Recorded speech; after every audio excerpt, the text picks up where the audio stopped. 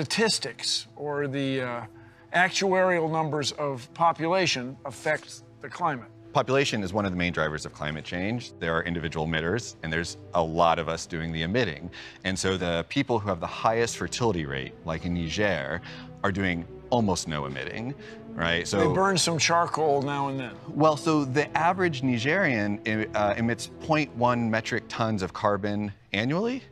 How many does the average American emit? I did that with my coffee this morning. Yeah, 16 metric tons is so what the average. 160 times. Yeah, exactly. And so our two kids are way more problematic. The Nigerians with an average 7 children are not the problem when it comes to climate change. So should we have policies that penalize people for having extra kids in the developed world? So I do think that we should at least consider it. Well, at least consider it is like do it. Female or male, gay or straight, pink or blue. We were taught to see these as binary. Now we're realizing it's more like a kaleidoscope. And this stuff isn't just for adults. Parents know this already. Kids explore gender, expression, attraction before they've ever heard of a spectrum. Take sex. We used to think it was pretty straightforward. X and a Y chromosome for males, 2 X's for females. But we see more combinations than that in real life. And even for people with just 2 sex chromosomes, hormones can vary wildly. So can anatomy. What makes someone male or female isn't so clear-cut. How about attraction?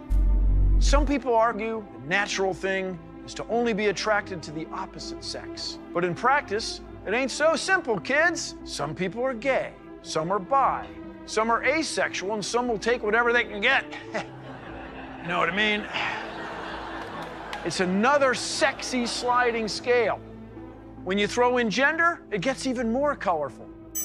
By 3 or 4, most kids identify with a gender, and it doesn't always match the sex they were assigned at birth. And a person's gender identity may change over their lifetime. And culture is getting us new ways to express all of this. How you dress, how you act and talk, how you present yourself to the world. It should be up to you. Sure, this might make things confusing for those who insist everyone pick an M or an F. But people, we have to listen to the science. And the science says we're all on a spectrum.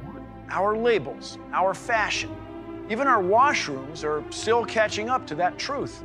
I think you'll find when we look at sexuality this way, it is more complicated, but it's also a lot more honest. And it's more interesting. I learned a lot tonight. I mean, I'm this cis male guy who's been living in this world. But this stuff, to me, from a scientific standpoint, is just cool. It's just cool. It's just cool. It's just cool.